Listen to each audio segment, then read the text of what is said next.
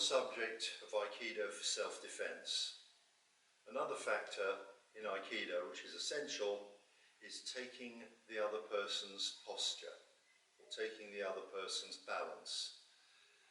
And a way of doing this, the idea is never to actually stop a person's movement. So if he punches me, just, gently for the sake of this, just punches me, and I grab the arm, I've stopped his motion.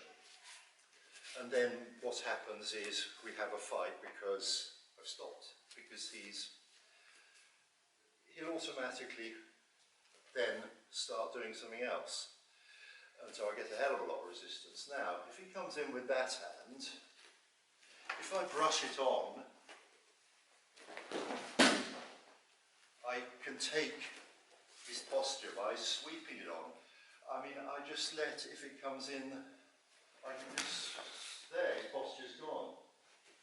And I've kept my distance. So, there are two factors in this. There is the not blocking the posture, not blocking the force, and also keeping the right distance. Now, what often happens is basically people become unaware that they are actually stopping the person's movement. And this is what they call resistance, because the other person then resists the technique.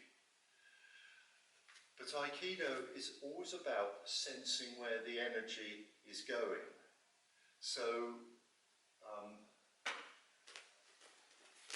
suppose we've got to here, and he's resisting. Now, I can either be determined to do the technique, I can feel him just, he's just ready to get up again because I've done a bad technique on it. And so you would say, okay, he's resisting. Now, he can't actually strike me with the other hand, not immediately. But, he's going to work out a way. So he's going to just push a bit harder now.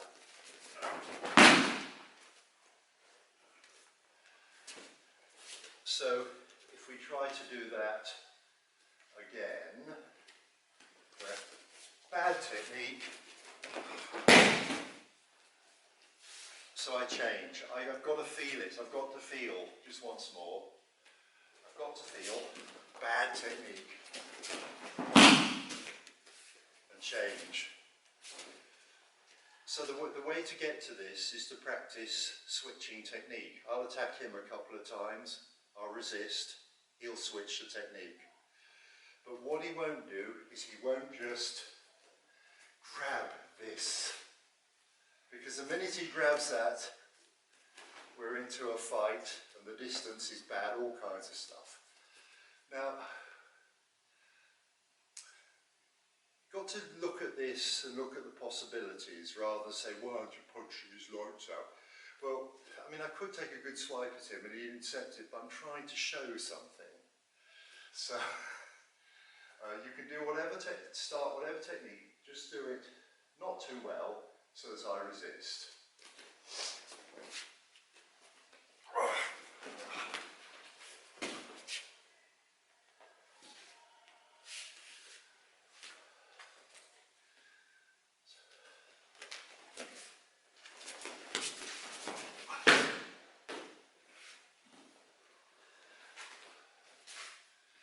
Now I have to go with it.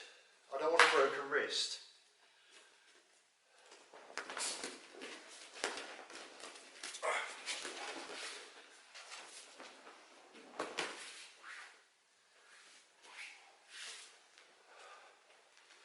Now I can assure you I didn't want to resist that. The techniques he did in there were, you were going to go Kodagesh, weren't you? And then he switched, no, you went Nikyo first, didn't you? Nikyo first and then you Kodagesh? So what happened in that, we'll break it down, is I punched, he went for the wrist twist. Now a lot of people say, well, you can never apply that to a resisting person. And there's an element of truth in that, but there's also not, because he could apply that. So when I resist, what he simply does is he switches.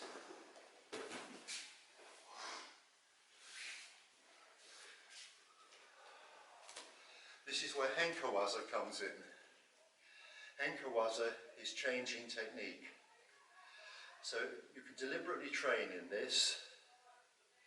You train to see where the energy is stopping. I mean, the thing is, there's no such thing. I mean, even if I get him in the clinch and try to do, you know, stuff like this, I'm not static, am I? I can't just be static. There's no such thing as a static attacker. The attacker is always moving in some direction. So if I grab him,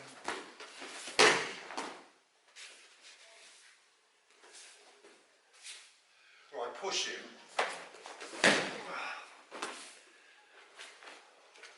or I strike him,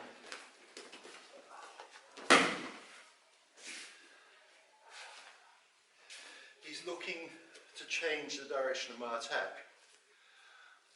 It doesn't take a lot to change the direction of attack. Punch to the face.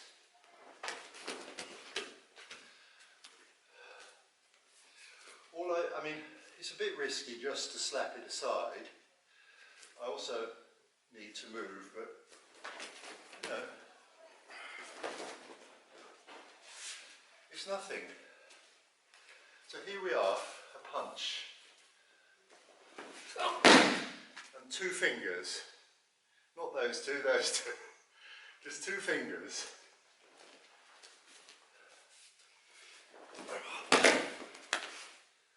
Okay?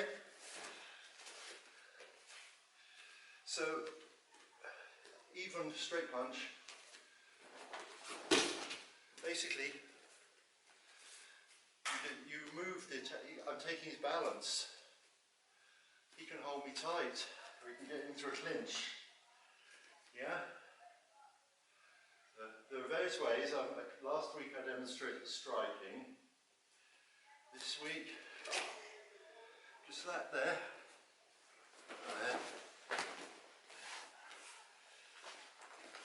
And obviously that's got to be done. I've got to react sharply because he's probably pushing me as well.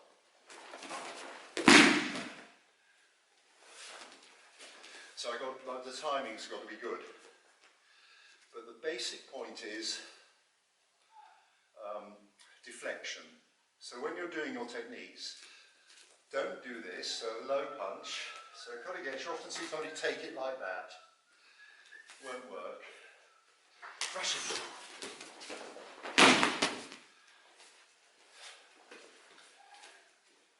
If you don't train like that, well, not exactly like that, but the point is if you don't train brushing it on, then obviously if the real thing happens, then you're going to be inclined to grab it and you get into a tussle. So use your imagination, and you know, the limitations of what we can show here are sort of obvious, but what I'm trying to show is that you break the balance, and also you need to keep the right distance. So if he strikes me to the face, there's the balance and the distance. He can't get back at me, and I just carry on from there.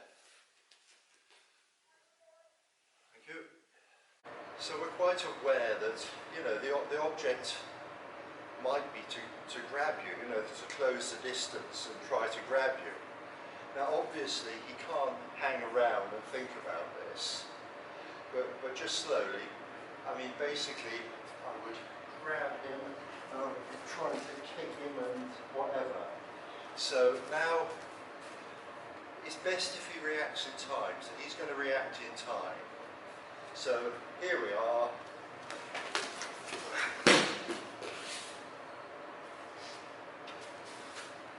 So just by turning, he was able to stop that. Now suppose I've actually got a grip, so just in the middle, but maybe. Okay, so I've got a grip and he's gone a bit further now, and I'm dragging him down, so okay, he's got to get out of this, so what's he do?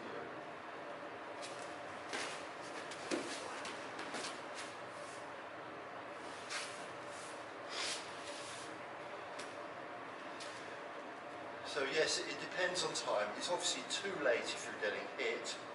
Well, unless you're really good at taking punches. But, I mean, this is the thing about self-defense, is to try to avoid the situation.